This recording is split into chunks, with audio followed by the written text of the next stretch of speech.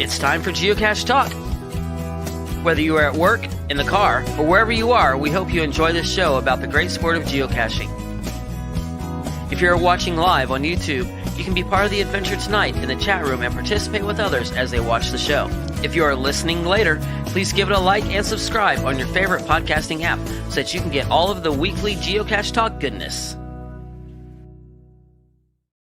If you have not become a patron of the Geocache Talk Network, what are you waiting for? Patron levels start as low as a Bison Tube level at $3 a month. To sign up is easy. Simply go to the Geocache Talk website and click on the Become a Patron button, or go to patreon.com/Geocache Talk. Patrons now get the famous Blackout coin, invites to special events, and other really great items throughout the year. Become a patron today. Have you subscribed to FTF Magazine yet? FTF Magazine is the #1 geocaching magazine available. It is a quarterly magazine that you can be part of. Submit your geocaching milestones and adventures to be published. FTF Magazine is also interactive with puzzles to solve and the hunt to find Spartacus. If you can solve the puzzle or find Spartacus, then you will be entered in to win a special pack tag. Every new subscription, you will receive a special swag pack. Subscribing is easy. Just visit FTF's website, ftfgeo.com. Don't miss out and subscribe today. All right. Big thanks to Derek of Baker Six Clan for that opening.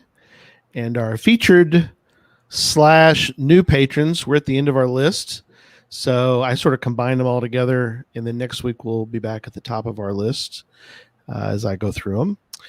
So bottom of our list are the Kazoo Otters, Homer CF, BA Wag 75, Roomba Cats, Stark AZ, MP Dreyer, Fishing Kitty, Wendland Bunch, Jaspery, Hockey Mom 92, Anonymous, and TTFN Cashin. So there you go. You did pretty good on those tonight. I did okay. Wait till I get back to the top. Butcher too many of them. Top of the list. Who knows, right? What'll happen? I'll be back to watching names. We'll see. If they didn't want them butchered, they wouldn't let us say them. So that's right. All right. Well, let's jump right into show 263. Mm-hmm. We're going to discuss a lot of cool items and with our North Dakota crew. So let's bring them in. We've got Glowworm 77, which is Amy. Hello. She's printing right now, by the way. If you hear anything going on, she's got her 3D printer rolling. And Tricacheus, Chad. Hey, everybody. I got to go back, Chad, and look, and I'll take a minute without anybody knowing what I'm doing. I'm going to go back and look. Do you remember? You won't. Now, if you did, I'll give you $1,000 right now. No, he won't. But go ahead. Cash and release. Yes, but what episode number? 97. No, we never got that far, but yeah. I have no idea. Yeah, so I'm glad you remember. You knew where I was going with that. So I thought you were going to ask him something else. And first of all, we don't have $1,000 to give you, so don't let Gary lie. Oh, second of all, Chad may be creeping up on frequency Bitcoin of podcasts if you include the whole network. Because, Josh always likes to have that as his main claim to fame. But Chad's kind of chasing after him now to include every show on the network. Every show on the network, really? You're right. I need to go back and look. He's been creeping up for the title, so.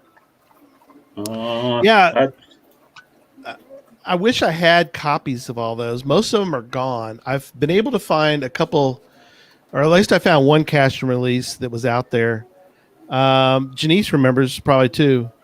What was the topic of the cache and release with Chad? Well, you know what that was. Probably just geocaching. Let's go with that. Yeah. Could have been about maybe a bomb scare. Oh, that's right. That's funny.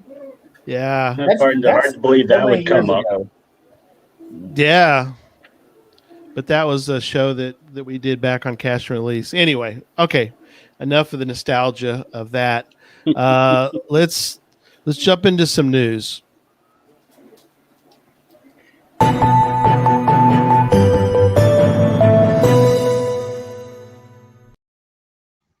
I got Derek. I did. I slipped it in there and seeing if you were. That's right. Ready. So a couple items, and our North Dakota friends can also, obviously chime in on these as well. But we're into the second peak on the leaderboard challenge. Reach the peak. We're into Vinson, which I think that's the one for Oceania.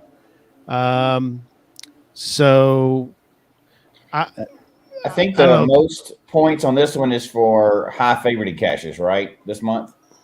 I'm going to pull it up. That's Over a good question. 10? I was thinking the exact thing you were thinking of was what is it for this month? That was brought up to me that over 10 favorite points at 600 points. So yeah, they're coming to Gilby to hit the peak. There you go. See, that is perfect. You got to find a spot with a lot of those, and that's a good spot for that. So,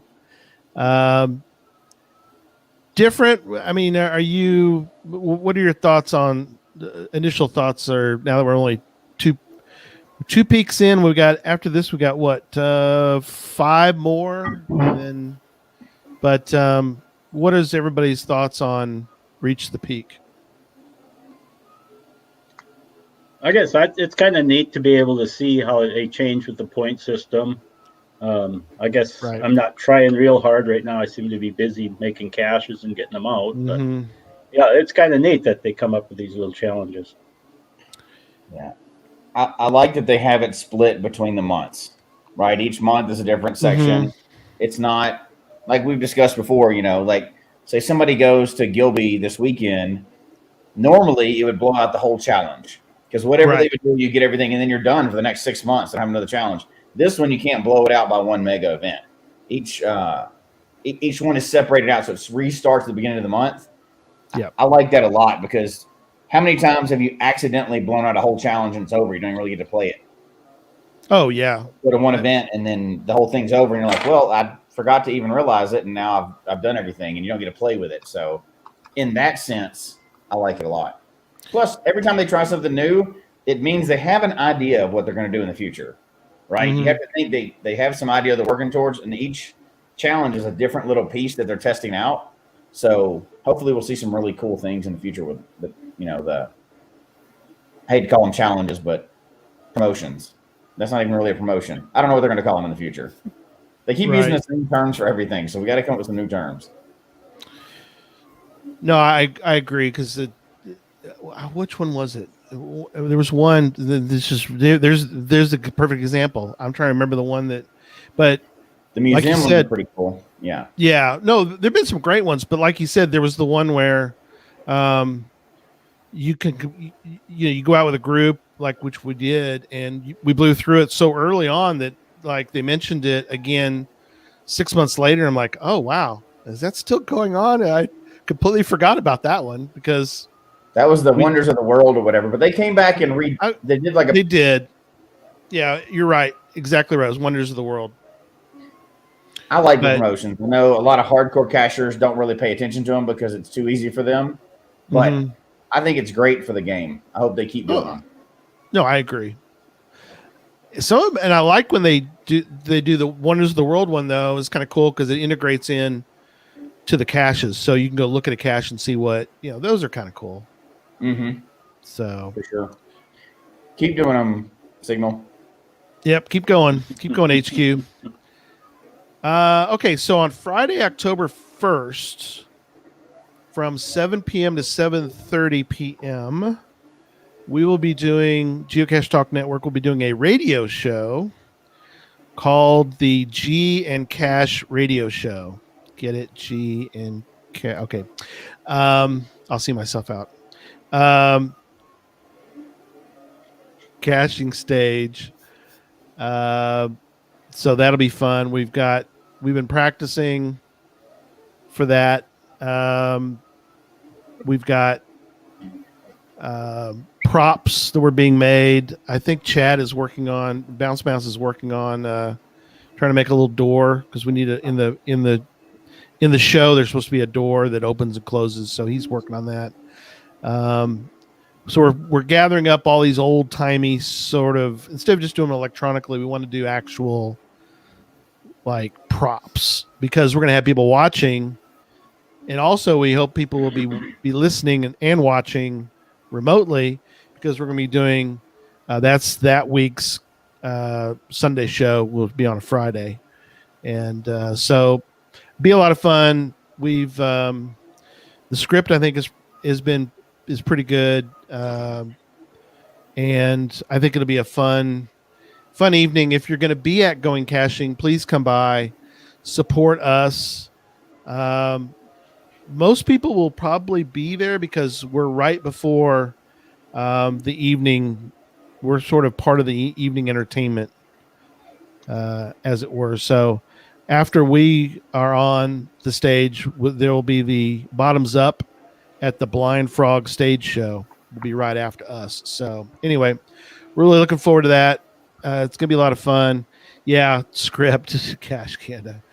Yeah, there is a script, and we've been practicing this script. Yeah, I was right. But it's the Roaring 20s, so we came up with a Roaring 20s themed show, and it includes geocaching, so you're going to have to figure out how we did that.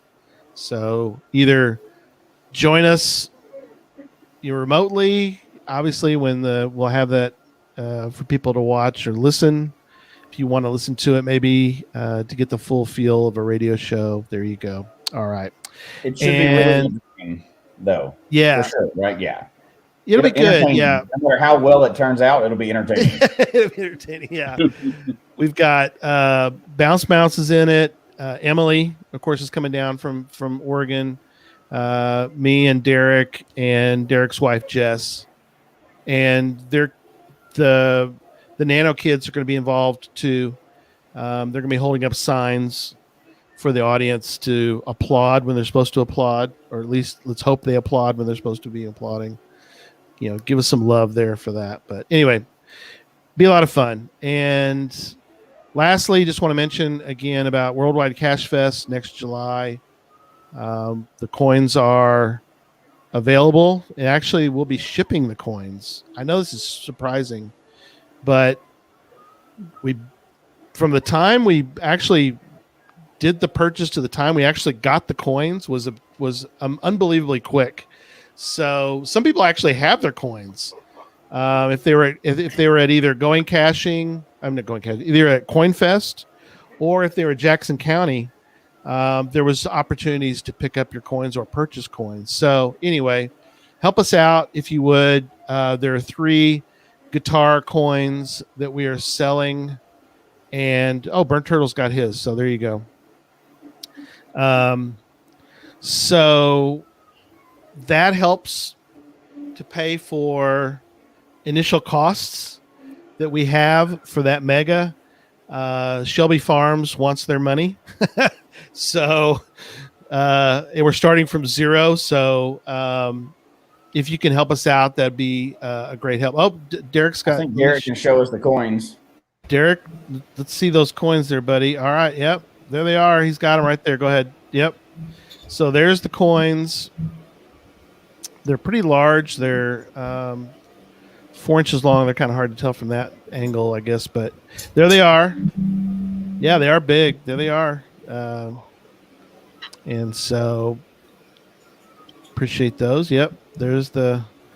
And they're so they're a big coin, and great detail on them, and so we appreciate that. Oh, good, they got theirs. Yep.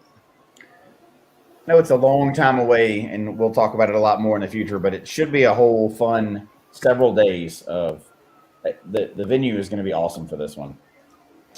Yeah, it's going to be great. Not to take us off down the rabbit trail, right? But I mean, I'm really looking forward to the venue on this one. Yeah, and there's going to be some we've all been, and that's the beauty of this group that was created, this Cache Fest group, is we've all been to a lot of megas, so we know what we like and what most people like, and we also kind of can learn from mistakes that unfortunately either we made in the part group, of some of those. part of those groups, or We've seen others who have done some cool stuff, and we can kind of go, oh, well, let's kind of pull some of those in for this event. And so we've really we're spending a lot of time to focus on getting this one to be amazing for everyone. And it's just like everything else in caching, like all the stuff we're going to talk about tonight. Caching evolves, right? It starts out as one thing and it keeps improving, and then you have like what we're going to talk about tonight. That's, I don't want to pick a fight, but it's our answer to Germany. Just going to say, I'm just going to throw that out there for the world stage. We have to enter Germany's 8,000 favorite points for every cache, so we got to have somewhere that's attacking it back. So yep, and we've got that with a couple spots in the world, or a couple spots in the U.S., with North Dakota being one of the main ones. So let's get into discussing now ideas for trails and parks and some other areas.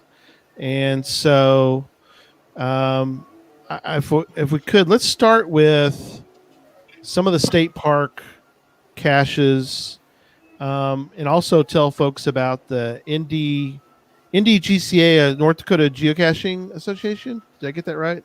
Yep. Mm-hmm. Okay. And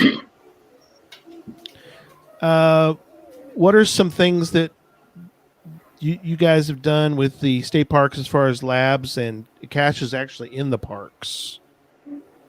Well, the caches in the state park, the rangers are the only ones that are allowed to hide caches in the park. So okay. A few of us had adventure labs that we didn't know what we wanted to do with, and Wise Family M&Ms, Brian asked if we'd be interested in placing some of them adventure labs in the state parks. So he worked with a gal at Turtle River down the road from here, and yeah, she was all fired up. And so now we've got 3 in this side of the North Dakota, and I believe Amy and her mom are working with putting some caches in parks out near Bismarck. And we also, I made a couple of bonus caches for them, and they've putting those out also. But I believe Amy and Phyllis have got a couple of caches or a couple of parks that they're going to work with to put adventure labs in also. We're hoping to get those out this fall. We missed our spring window before the parks get too busy with the summer season. So we're just, now that they're slowing down again, and we'll get back in touch, and they'll be able to get the information together for us and stuff so we can get them placed. What did you use? And this is one of the things we talked about prior to the show, and that is maybe you can't get to North Dakota. Maybe you're like Cache Canada and you can't get down yet. But one of the purposes we do these shows is we want folks who have been successful and have done cool things, so that wherever you are in the world, this might be inspiration for you to go, oh, I think I could do something like that here. And I've got some ideas. Take notes. So I want people to really do that. So I guess, Amy, let's start with what are some of the approaches that you took to get them to kind of be on board with?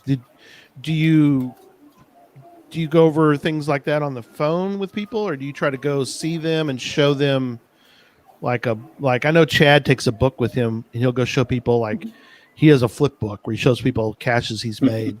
What are some of the approaches that you've taken? Do you try to get other people who have, like, do you do a friend of a friend kind of thing, or what's your normal approach to get them to send? Some of them, well, one we started with our North Dakota Geocaching Association in January. One of our members brought our state parks are doing a 12-month 12-hike challenge, and they brought the idea of let's piggyback on those events and host a geocaching event at each of our state parks when they are in this window of time. They kind of have different themes each month, and they have like a 2-week window to do the hikes. So we've held an event, and first we kind of got our board involved so that we had support for everything. And then also we reached out to cachers around the state, because obviously not one person can host and be at all those events and stuff. So we kind of got someone in each area. And then I actually talked with one of the park interpreters that has done some geocaching in their park, and asked her, okay, this is what we're interested in doing. And they were like, definitely would want to be involved in that. We want to support geocaching in any way that we can make those connections and put that out there would be great. And they'll post the events on their Facebook page. So if there's people in the park or around the park or just that follow the park and want to come out and learn about geocaching, we generally just talk about the basics of geocaching when we're out hiking and stuff. And we've had some events where we've had really good turnout. So it's been really good. So you have a group of people that are hiding the caches, because you're not trying to hide every single one by yourself, right? Correct. Yeah. Well, we don't, in the state parks here in North Dakota, the policy is that only the park can put out caches. So they have to, and then they also have a 2-year time limit on them. So if they do put out a cache, the longest it'll be out is for 2 years, and then they rotate. So is it under their account, or do you have somebody working with them? They have an account, so they'll set up their own account for each park. So it'll be like Ranger at Metagoshi or Metagoshi Ranger, which is the park that they're in. That's cool. Oh, that's nice. Now, do you actually help? Like, do you put? Because again, I'm curious for our use and for others too. But do you put the cache out and then go, here are the coordinates? Can you post this, or do you? How do you? What kind of coordination do you do with them? Because you probably have an idea of what you want, or each of the parks are a little bit different. Okay. When I go to my local park, they currently don't have anyone that really is experienced with geocaching or have much knowledge. So I will probably take some containers and walk around with them and be like, okay, this would be a good place, or this wouldn't be, because they may have an idea and be like, oh, we want to put something here, but they don't really have the experience of knowing, well, that's a really bad place because of, Muggle activity or things like that. They may also, because of their familiarity with the park, they'll have a really good place. They'll be like, and we'll be like, that's wonderful, So we have walked through or helped with placing some caches. Then after that, usually once the parks, if they have a ranger that's around and has done them and kind of gets the feedback on them, and they learn more about geocaching, they've been doing a good job of putting them out, which is really exciting because it gives us a place to go and, have something that you're not like, okay, I put this cache out and, but really somebody else owns it and things like that. Very cool. Yeah, it's awesome. That's good. I wish parks everywhere would be as amenable as yours seem to be. That's great. Yeah, I mean, it's a good it was nice to work with Turtle River. Erica in Turtle River, she's a geocacher, so that really helped that she had an idea what was going on. And I believe the gal in Metagoshi, she's also a geocacher, so they're trying to get fun caches out there. I've made a couple, and I'll drop one off at a park, and they'll put it up for 2 years, and I say, well, then take it and put it at the next park. So it's been rotated a couple of caches. Oh, wow. That's very cool. Yeah. So, Emily definitely want to chime in and tell y'all in North Dakota Caching Rock, she enjoyed her time on her trip there. So that's awesome. Yeah. It was nice to have her and her mom and dad down. Yeah. They're fun. Emily and her mom together are a hoot. I haven't been able to meet her dad, but the two of them are funny together. They're great fun. So another area that y'all have been involved with is working with an historic society, putting out caches. What is the PWHT? Are those the PWHT caches? Is that? Yep. Tell us a little bit about those caches as well too. So there was a few of us on the eastern side of North Dakota that were contacted by the Pembina and Walsh County Historic Society. They worked with some tourism money to put out caches at some of the historic spots they have in Walsh and Pembina County. And then, so then they contacted me and said, hey, can you help us out? They're interested in doing this. And So it ranges from just your regular bison tube all the way up to some different West Virginia caches or some different original caches that I put out.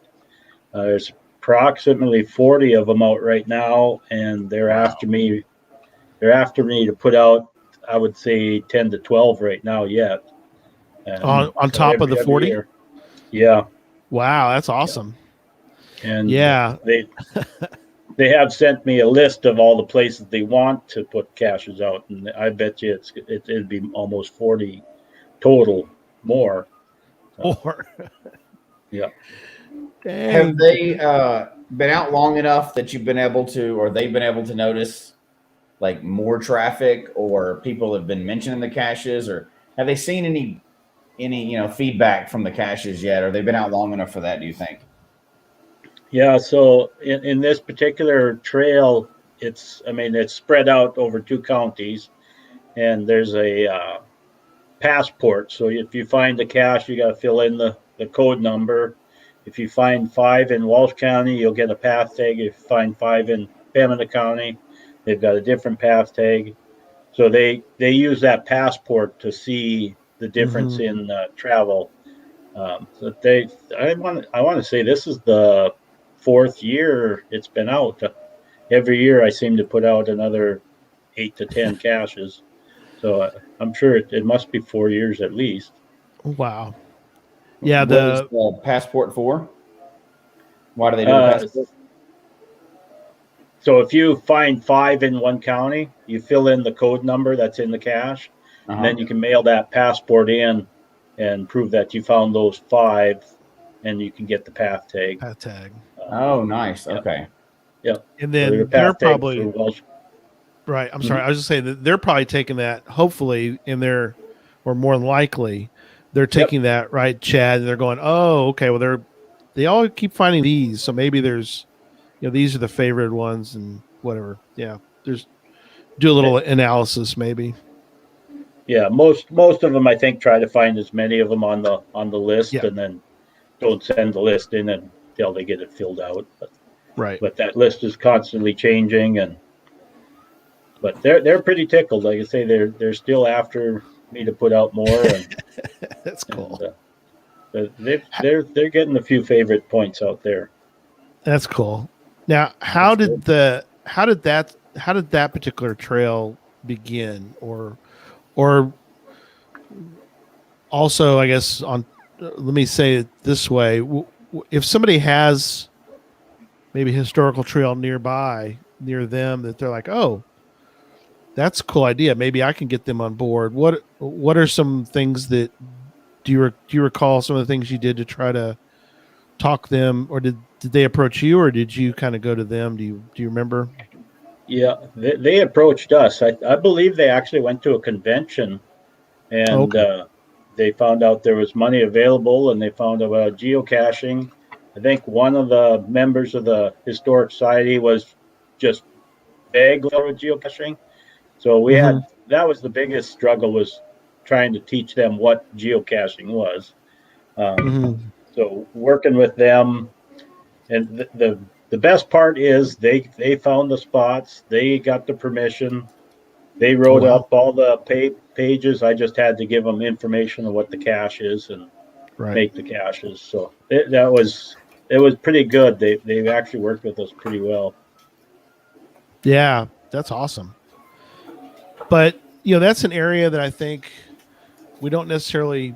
We always think of it not to overlook them, but we always look at parks and things like that. But historical trails, that's kind of an interesting idea as well. Like you said, for this, that maybe we could, all of us could approach historical trails that are, in our area. And like you said, some of them get funding for those kind of things. So they may want to, they're always probably looking to market their trail, and so this is I think it's a neat idea to, even though they approached you, I think folks could go out even now, and maybe use this one as as a springboard and go, well, we have a historical trail here.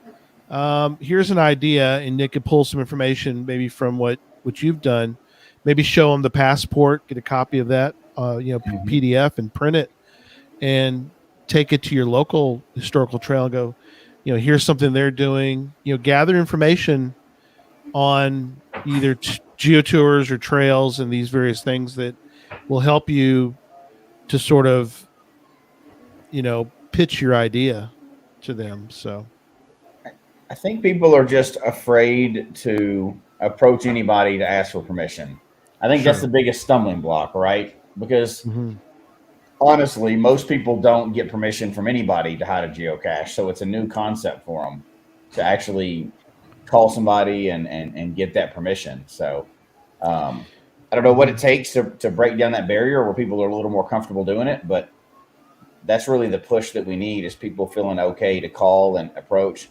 And maybe if they're watching this and seeing this and they see how successful and how happy those people are, maybe they'll get the courage to pick up that phone and call and start this in their area, which would be great. I hope this happens everywhere, right? So absolutely.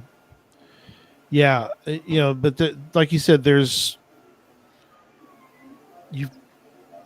sometimes you just got to ask, and I know it's sort of awkward sometimes, especially with businesses, because we've all been there in different ways, maybe not necessarily asking what you should ask for permission, but even just in discussing it with somebody in the back of your mind, you're going to go, okay, I know what's going to happen. They're going to go, what's geocaching? And then you have to give the pitch, the usual pitch you're going to give. So, if you were going to guess right now and you were actually betting money on it, and I won't put our guests on the spot here, right? Because they didn't sign up for this. Yeah. Out of all the caches that are out there, save for events and earth caches, because that's different. Yeah. And virtuals, how many of those, what percentage of those do you think people actually ask permission for? Or can you reverse it the other way? How many of them do you think were just put out there and nobody asked permission for them? Too many. I'm sure there's lots. Yeah. What's that? I'm sure there's lots. In Gilby, everyone has been asked, but outside of Gilby, maybe not so much. Yeah. Nobody wants to throw a percentage. I'd say 80% are out without permission. Oh, I bet it's higher than that. I was trying to be nice, but I bet it's more like 90. Well, I would say Go ahead, Amy. I was going to guess. I would say close to 95%. I mean, just thinking of places that people put caches, and I think there's a lot that go out without permission. Yeah. Yeah. Now, a lot of those are fire and forget caches. I mean, if you're going to put the effort, I'm going to venture to guess, and we're going to talk more about the Gilby stuff in a little bit, but the ones like West Virginia style or Chad or any of the people that we know that build these elaborate ones like y'all were talking about, you can almost assume those are always done with permission, because they're generally not hard to find.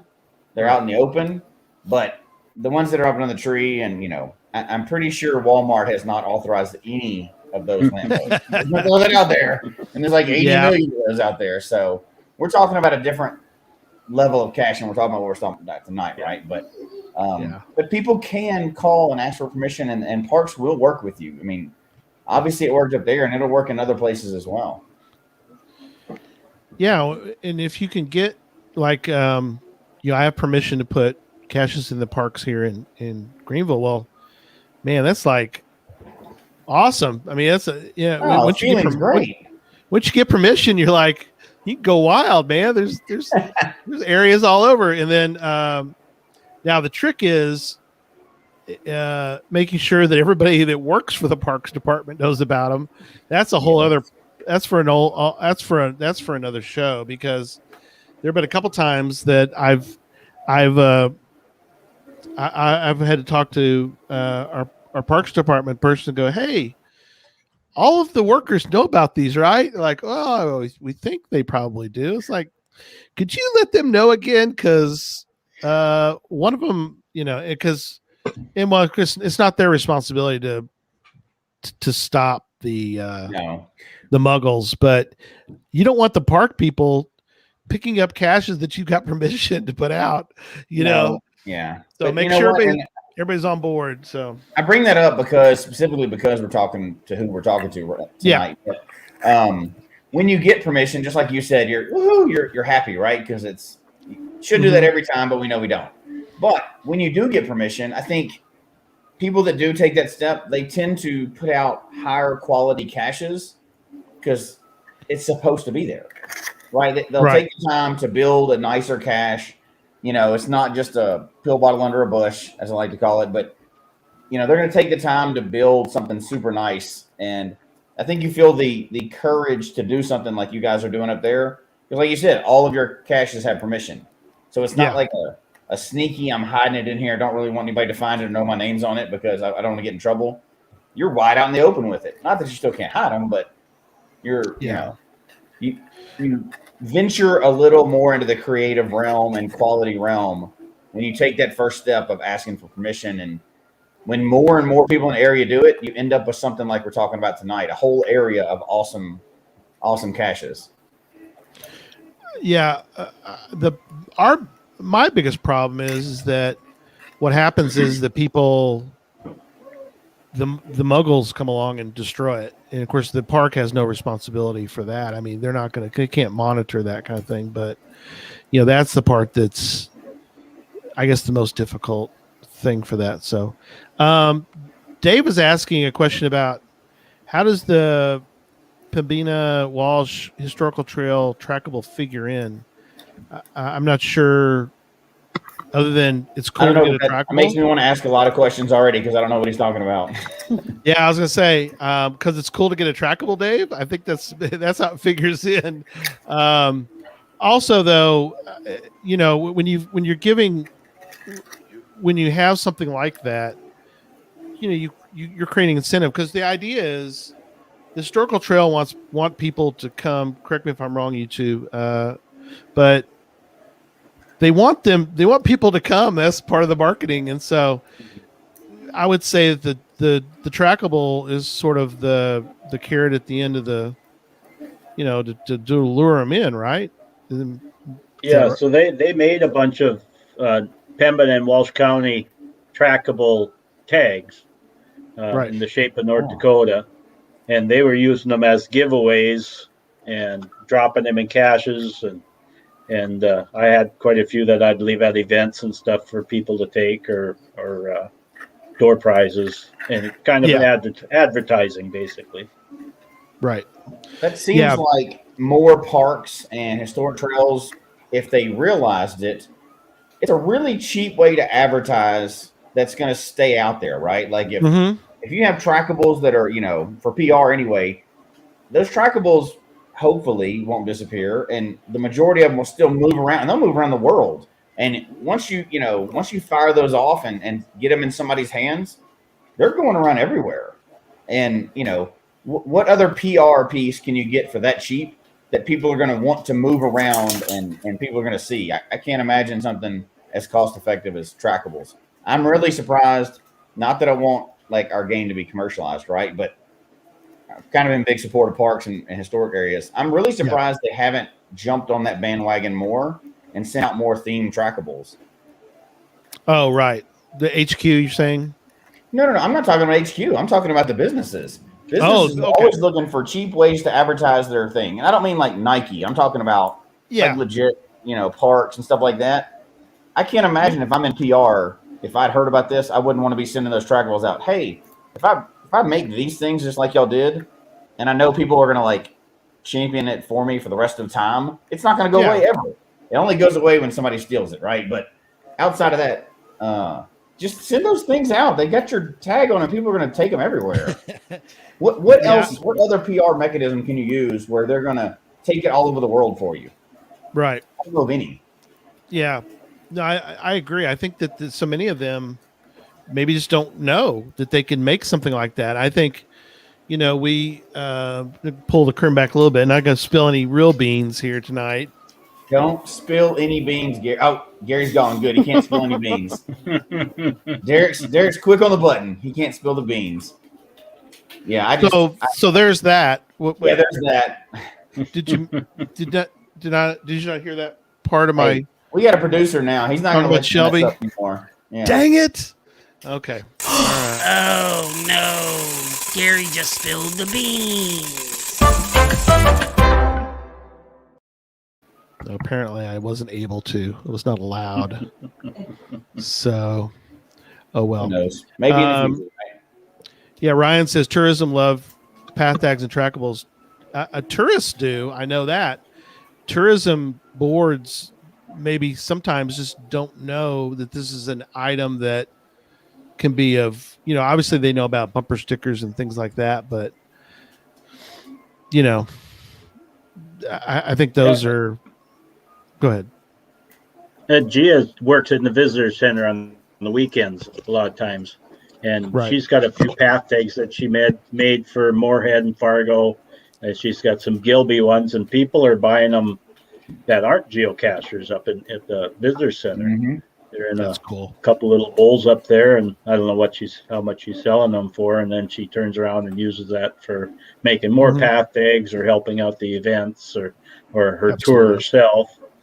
She did a real good, fantastic job working with the visitor center in Fargo Moorhead, and we're also approaching the Grand Forks Visitor Center. As I think Amy is also there's somebody stepped up and said, "Hey, would you guys want to put up some more geotours in North Dakota?" So I believe Amy was contacted also, and then also myself to put two more geotours in North Dakota. Wow.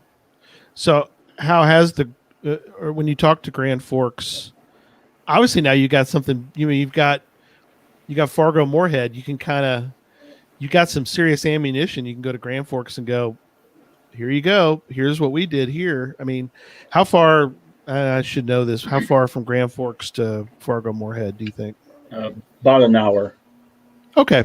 So that's cool. So it's at least a short trip for Gia. She can run over there and be part of that. I know.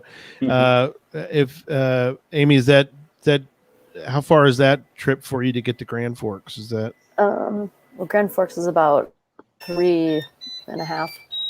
For you, Fargo, okay. Moorhead, where Gia is about to Bismarck is about 2.5. Okay, so it's a little closer. Little bit of a haul to get over there, but not too bad. So let's talk about that, and I want to switch over to state parks here in a minute too, but because I got a couple more questions about them. But so tell everybody a little bit about what your approach has been with adding, with them wanting, or at least pitching them an idea for a geotour in that area. I assume that you used probably Fargo Moorhead to the success of that to kind of springboard, or how's that been going? So far in Grand Forks, go ahead, Amy. Go ahead. I was going to say the Bismarck Mandan one hasn't Bismarck been approached yet. Probably more of a winter project and a rollout for into next year. Gotcha. Into 2022. So we did just probably spill the beans a little bit on that, but sorry. Well, you're good at that. I am good at that. But you never know what on that. Someday, right? Sometime, hopefully. So that's cool. As far as the Grand Forks Visitor Center, Gia actually is a good friend of one of the main people in there, so that's going to help a lot as they're aware of what's happening in Fargo. And it's the same thing, we're actually going to be working on it in the winter and start getting things lined up and work rolling it out. But hopefully it'll be out next spring, summer sometime. Oh, neat. That's awesome. So Amy, tell folks about the 12-month 12 hikes challenge and what is involved with that, and where is that going, or how's it going? So it's been going really good. We've got events set up. We usually try to get them out about at that 90-day window or within about a month and a half, but we kind of have a schedule of each month in the North Dakota State Park are kind of moving around the state so that everybody has an opportunity to kind of get to one of those events. And they have, we have 13 state parks, and they have, I think 10 or 12 of them that have the qualifying hikes in them. Okay. So that's been moving around, but it's been going really good. Like I said, we've got some pretty good turnouts at some of them. They started out a little slow with only like 5-6 people, but it's actually been really wonderful with that partnership with the parks, and they post it to their Facebook or whatever. If there's just people staying in the park or camping that weekend or there for the day or whatever, we've had some come, and we usually, whoever's hosting may bring some different cache containers just to show people and tell them a little bit about geocaching. So it's kind of been a way to introduce some people, and then also kind of get together with veteran cachers, and so it's been a really good time. Oh, neat. Yeah, that's really cool. So if you do the 12 hikes, is there something you get if you do the 12 hikes in the 12 months, or is that just So for the just a state park, challenge? that's their deal. And I don't even remember what their prize is anymore. Okay. I can't remember if they have a patch or something, and then I think they have a drawing also. And I think if you do the hikes at different parks, it increases your chances versus you can do all of the hikes like at just one park, like your local park. So they're trying to get you to get out and check out your other state parks. So yeah, very cool. Yeah, Do all of those parks already have geocaches in them, or is that something for the future? No, and that's one thing we are trying to do. I would say half of our state parks, I think maybe a little under half of our state parks currently have geocaches, and we are trying to get geocaches and at least an adventure lab into all of them. So I have to ask the question. I know it's a park, so they're probably newer to a lot of this. Do they always want you to stick to a traditional cache, or are they brave enough to venture out into some other icon types? They really like traditional because they want them to be available to everyone. So that they don't have to pay for the premium membership. Forget about that part of it. Yeah, good thinking. Yeah, we actually kind of ran into a little bit of some issues lately with the adventure labs because the state parks have put out the bonus cache, and in how those are placed in the requirements for them, they've kind of found a way around them, but for now, so we'll see if that can continue or not. I forgot about that non-premium part of that. That's so that makes a lot of sense though, and they're going to want it to be open to everybody, right? They're not going to want to exclude anybody, so that makes a lot of sense. Yeah, it does. We do have one of our state parks that is been a little more into placing the geocaches. They actually do a couple different series. In December, the town near them has a Dickens festival. So they'll put out 12 new caches in December over 3. They'll do 4 for 3 Fridays, 4 new ones for the 3 Fridays. And then those they'll only have out for maybe a month or 2. And then in the spring of the year, they've either done Easter or they've done St. Patrick's Day. And those ones they have had like a multi or a puzzle cache. So it kind of is depending on our parks right now. And I think, like I said, their knowledge with geocaching and how it brings people. I think the one park that has put out the multis and the mystery types has had geocaching in the park longer, and the ranger is getting, he really likes puzzles. So I think that's why he started to get out and put out more like puzzle caches, like where you had to find 2 halves of, they had Easter bunnies. They were like an egg, and one had the face, and then one had the tail, and you had to get the colors together and stuff. So very cool. Were really fun. We're really always excited when they do their events. So. Yeah. Jasper was saying that Lewis and Clark State Park seemed open with me about puzzle caches, mostly tradition. So yeah, I guess well, if they're interested in puzzle caches, then you don't want to take away their excitement if they at least have some interest in it. Yeah. So So they don't have any rules about not putting out the puzzle caches and stuff. I think it's just that the ranger has the experience, but also then they do have, they're kind of have heard they've gone both ways with wanting everyone to be able to access their caches and that. No, that makes a lot of sense though.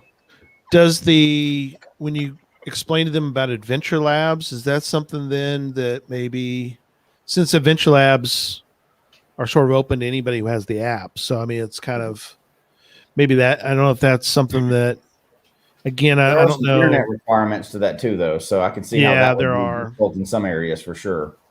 Yeah, that's true. That's true. I've seen people who've gotten very low favorited. I don't know how to put that. You know, the where you can put how many stars Star Yeah. value on them. Or, that they can have a low star rating because they didn't think through the fact that nobody's got a signal out in a certain area. So right. I Yeah. do know, I think most of our state parks do have a Wi-Fi Okay, area, just because they've gone to electronic registration. So right. like when you get to the park, if there's nobody there, you can register online. So they make sure that they have Wi-Fi available or in the area. Yeah. So I think that can be something we can use to our advantages when placing the Adventure Labs and needing that. Oh yeah, They that's do good. have free Wi-Fi. Yeah, that's good thinking. Yeah, that makes sense. You can piggyback. Well, it's for the. I mean, it works great for them too because they want people to come. You know, Right. to be You want to be a part open of to it. as many people as possible. So Yeah.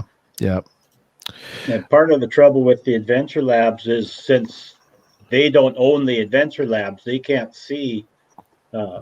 They don't see who's been there, and so they can't keep track of it as easily. The analytics. Oh, on that's it. true. Yeah. Yeah, that would be hard to. I would imagine, though, however, that if a national park or a state park or historic trail reached out to HQ and said, "Hey, we want to own some Adventure Labs," we wouldn't hesitate, right? I mean, they would go, "Yes, here you go. Here's some Adventure Lab credits for you." Then they could, because I'm sure they want. I'm assuming HQ wants those to continue to spread, and if one state park has them, then another state park will want them. And I can see those spreading really quickly because there's no maintenance in the lab stuff is pretty easy. And I would assume even now we're just making stuff up, but I would assume even that HQ could give them a nod and give them an easy way to track that stuff, analytics, because it's all computer, right? So there's got to be some analytics they can track on that as well.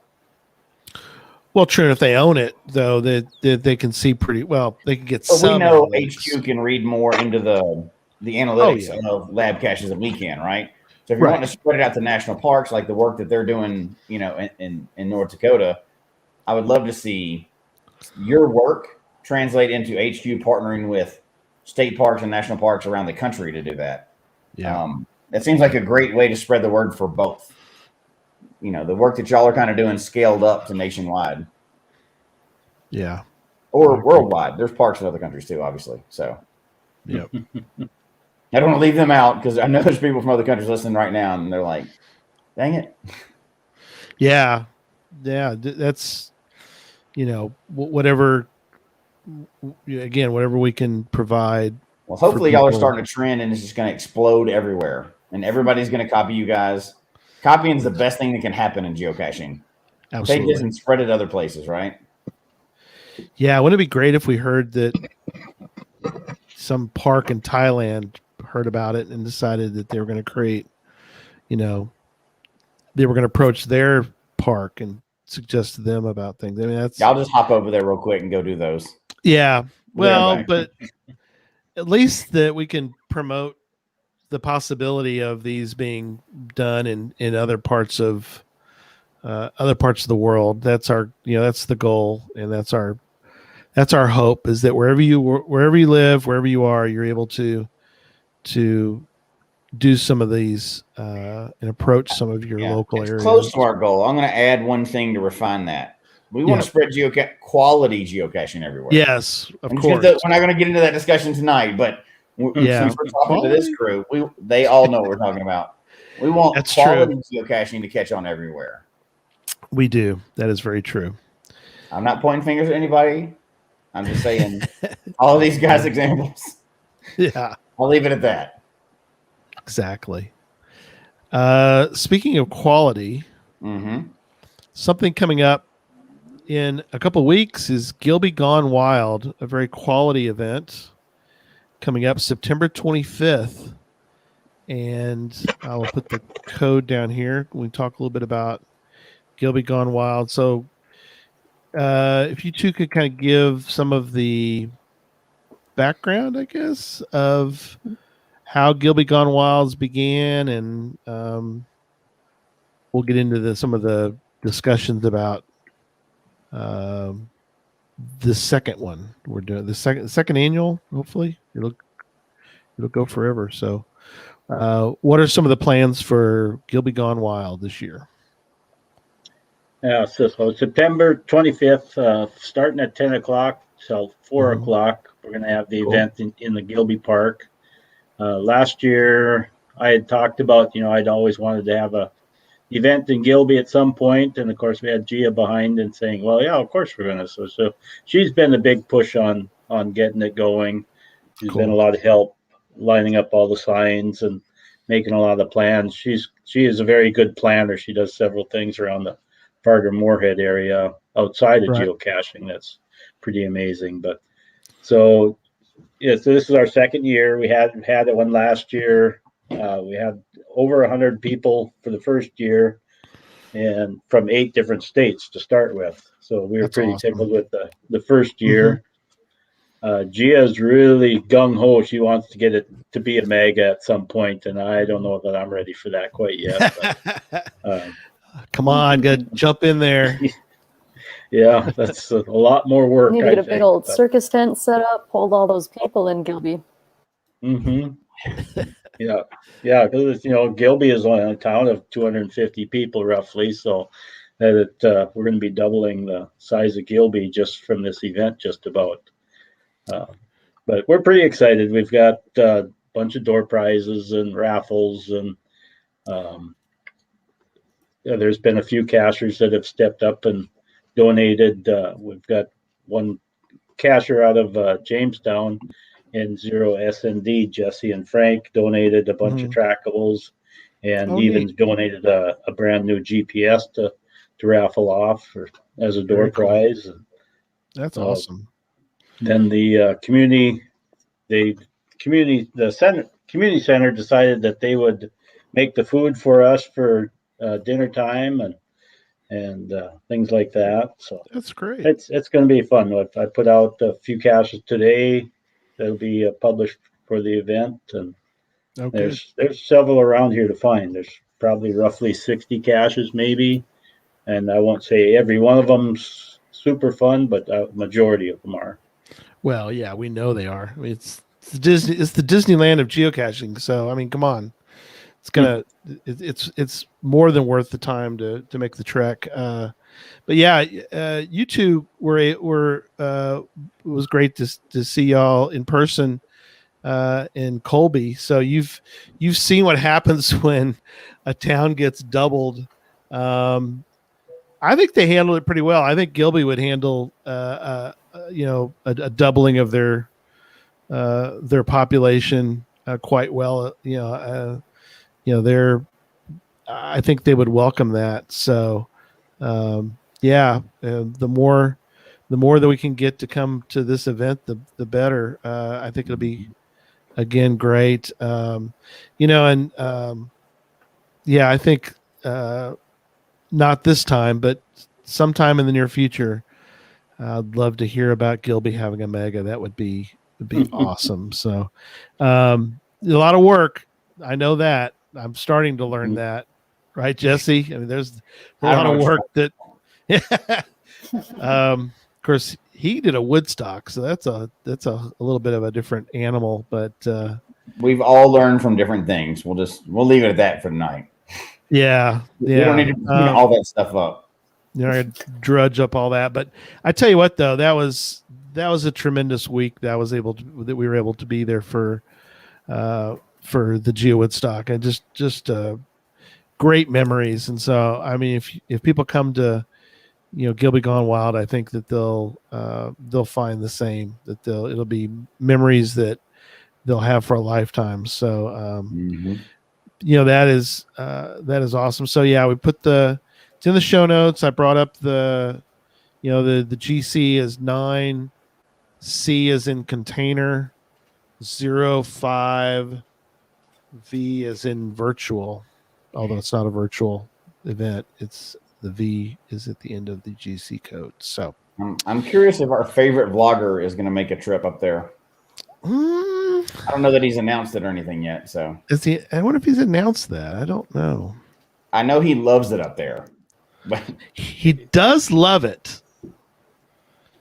That's he's been up there a couple of times. Yeah, he's been up there a couple of times. Yeah, Pizza says I don't believe he's coming this year. He says he prefers to come when there's less people around, so they aren't crashing in on him as he's in the event or as he has at a cache. There is a vlogger, Hailmeister. Oh, he's coming a trip. Very cool. Yep. So Jason's going to be here. He asked if he could run around, and so he's going to be here videotaping some of the newer caches. He says. Right. That's awesome. Yeah. As usual, I'm completely jealous. I'm grounded from traveling for almost the rest of the year, and we have to cover all these awesome events and awesome locations, and it's torture. So I'm jealous of everybody that gets to go. If you can get there, go. I can't believe why you would pass this up. If you have there, obviously our Canadian people and some of the other people can't get down there right now, but if you can get there, go. That's just crazy. Yeah. Team Snip and Snap saying we wish we could be there as soon as the flight ban from Holland is over. We'd love to go overseas. Yeah, definitely. Let us know too if you ever do make it to the States. It'd be great to hear about your trek over. There are so many cool things. To have an event. The fact that you're having an event in Gilby is like. Gosh, that's like icing on the cake. I mean, come on now. I mean, you're making it too easy for everybody to not, to not decide to come to this. I mean, you got everything in the world there, and then you're going to have an event on top of it. So to me, that's just going to spread the word more, right? And more people are going to come after you can have another couple hundred people showing up. If you've got 117 Willetins now, you may have close to 200 people there easy. Or 200 plus people there. So it's just going to explode. The word's going to explode. I know there's lots of videos out there and everything of Gobi, but it's going to be even more people out there talking about it now. So it's going to get bigger and bigger. Be careful. I know our community, some of them are actually pretty surprised that there's people that come from so far away. This summer we had a couple of ladies come down from Alaska. They flew into Fargo and rented the car and came up to Gilby all the way from Alaska. Wow! So it surprises me too, actually, that I made these caches for just some local cachers around here, and it just keeps getting bigger. A big chunk of it, of course, is because of Josh, but I'll run into people from the event at different events, and they say, "Oh yeah, I heard about these caches. I need to come up to Gilby someday." So, and Jesse had mentioned Canada. We're only an hour and a half from Canadian border, and we've got several cachers that would normally come up to Gilby. I put out a bunch a couple years ago, and the Canadians were first to find at like midnight. They took off as soon as they found out they were out, and they were logging them at midnight. But I think Vicky, they're Go ahead. Are you?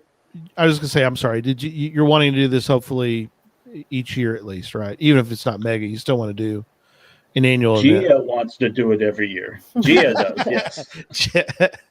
Come on, Chad. I gotta make new caches every year though. So Gia's all gung ho. She wants me to. Yeah. So come on, you got 40 or 50. Last year it was put to me that I have to make 30 caches last year, and I said, "There's no way." I ended up making 15, and then another cacher stepped in and made another 15. Oh, wow. Signed caches and stuff like that. But so 30 did get out last year. This year it won't be quite that many. But I mean, come on. I mean, you probably got what 30 or 40 back in your workshop ready to go right now, right? They're all just sitting there, just collecting dust. Yeah, there's always talk about my Ziploc bag of notes I've written up at night. Right. Scribbling of what a cache is going to be. So I do have a Ziploc full of ideas yet. So Well, okay. it's just Well, getting the cool. time to make them. Well, you do something else other than make caches all the time? I thought that's what you did all the time. No? It doesn't seem like that sometimes. But I've got like DJW House on my side now. So that's right. He's slowly going to teach me how to do Arduinos at some point. I've got him to fall back on when I can't figure it out. And now I've got Amy with the 3D printer. I'm going to knock on her door someday and say, hey, Amy, I need this made. See, there you go. And just keep that printer running 24/7. I know it shut off. I'm kind of nervous. I'm like, I got to get over there and get that off, get something else going. Right. Get something going. Keep them going. Yeah. You could get maybe these guys to kind of help you too. Some of these crazy guys with gadget talk, Gadget guys. What do they know? Come on. What do they know? What do they know about gadgets? I think Chad's been salivating a little bit about this new cache that they're putting together. This Magic Blocks cache. I don't know if everybody saw the show last Tuesday, but definitely go back and check out the Magic Blocks. That's a fascinating cache that you can purchase as well at the website. But it is a unique. I watched it and I was mesmerized, but Chad, being somebody who makes these, what were your thoughts on the Magic Blocks one? Is that from your perspective? Because my perspective is like, ooh, cool, pretty lights, but that's not really helpful when you're ooh, shiny lights. But from your perspective, what would you tell people that actually? Yeah, when I seen the cache that those guys created from my Magic Blocks, I kind of wish I would have waited till they made theirs so I could buy theirs instead. Theirs is way nice fancier than mine. It's pretty cool. It just, I did the hard way. I had to wire and solder all the wires, and these guys got fancy PC boards and dip switches and all that. Dip switches to change the code, and it's just brilliant. Those guys. That's pretty amazing what they came up with. My simple little idea, they made it look amazing. Yeah. So I'm pretty amazed that they created that cache. I'm pretty tickled. I know it's not available yet. I think they're waiting for some parts and pieces for it before they can put it out for sale. But Dave has done an amazing job on that cache and the other three that they're selling too.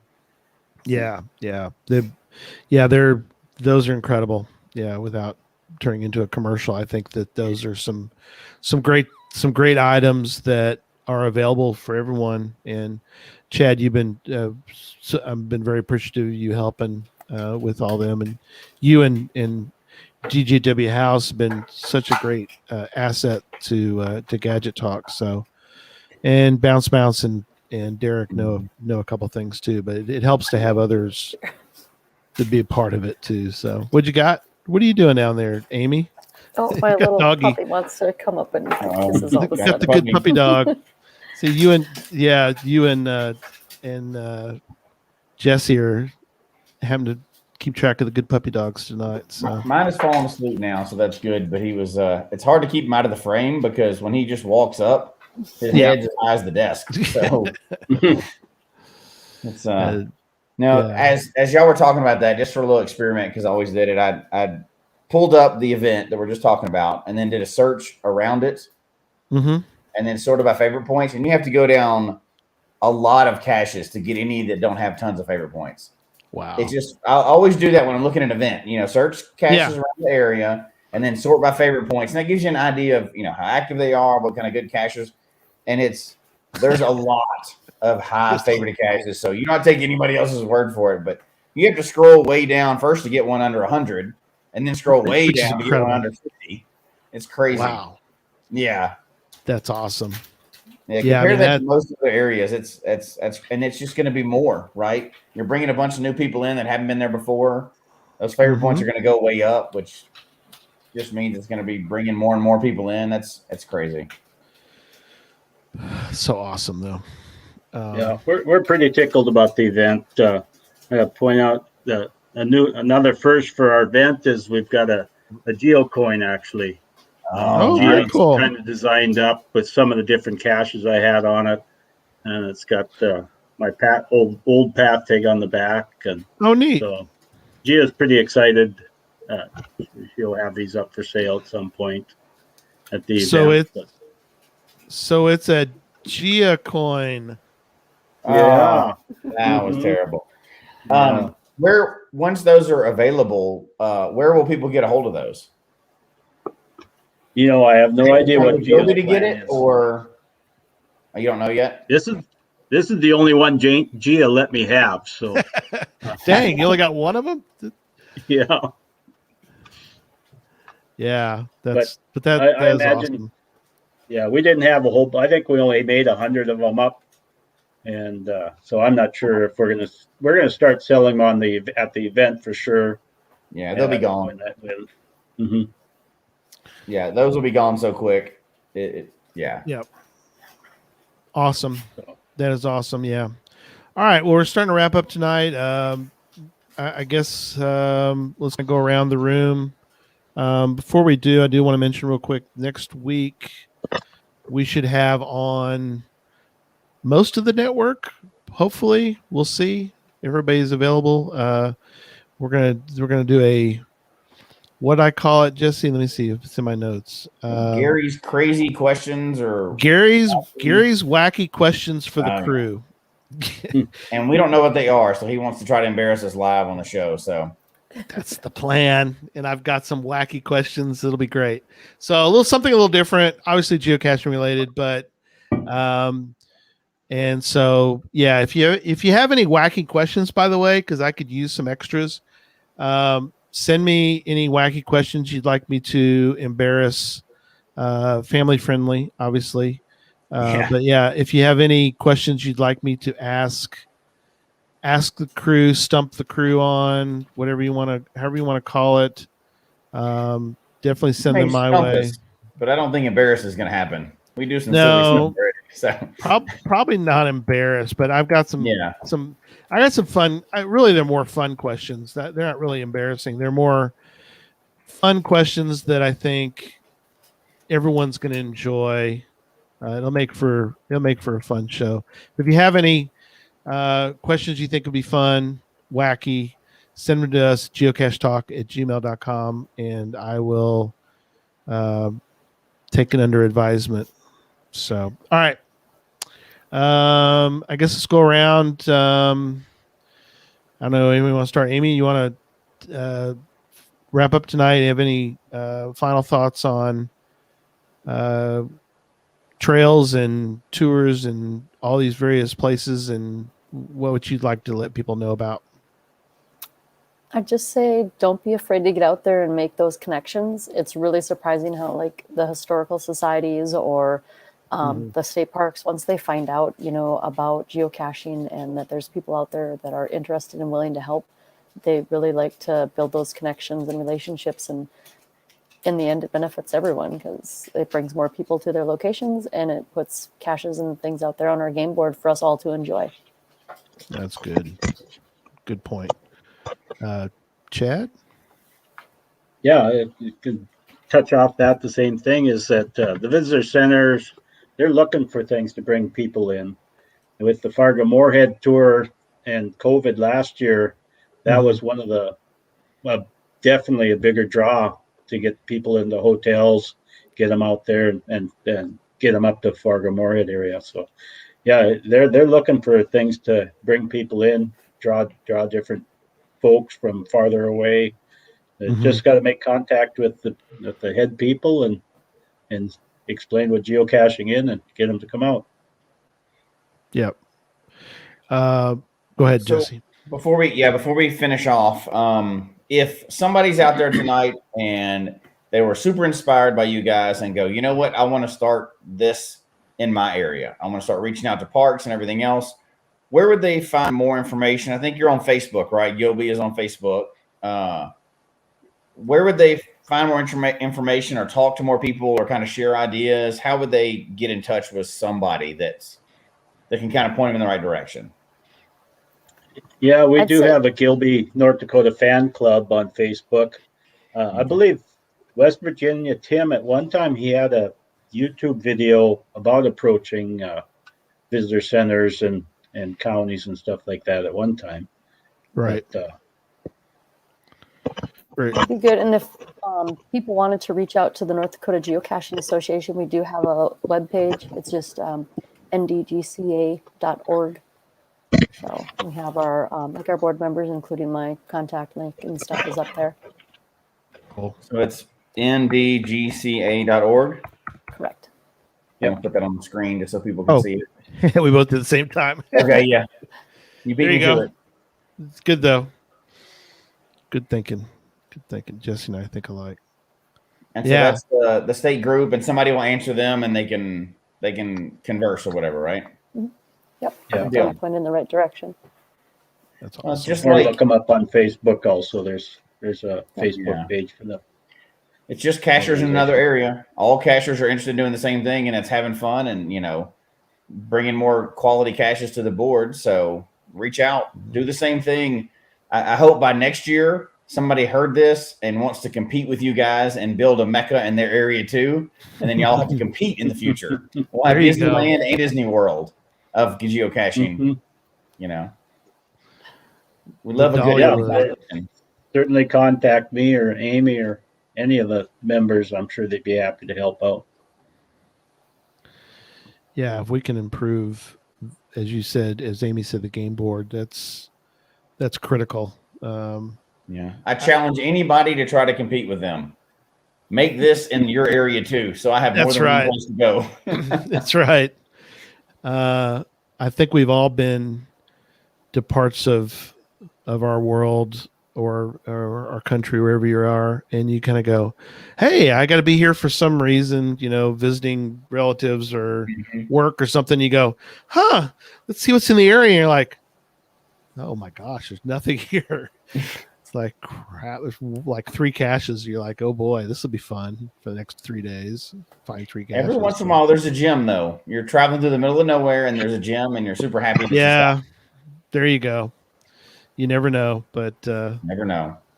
but we need, as we can get more places that have cool caches, the better. So, all right. I guess that's it. We're going to wrap up, and we'll see everybody next week. Tuesday night puzzle talk.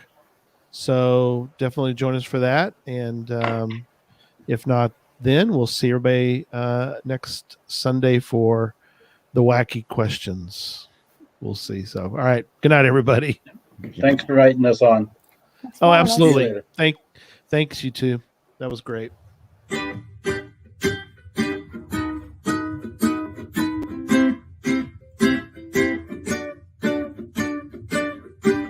May your finds be many and your DNFs be few. May the terrain and difficulty both be less than 2. And whatever it is you're looking for, may it find its way to you. And may we all meet again. Folks, we hope you've enjoyed the show tonight. Please email us your comment at geocachetalk@gmail.com. Don't forget to follow us on Twitter, Instagram, and Facebook. The show can be found on Apple Podcasts, Stitcher, Radio Public, or Spotify, as well as at the Geocache Talk website. Don't forget to click that subscribe button below and ring that bell notification so that you can see and hear the show on a weekly basis. And tell your friends about the show. Get them involved with us in the chat room. And until next week, don't just talk about geocaching, go geocaching.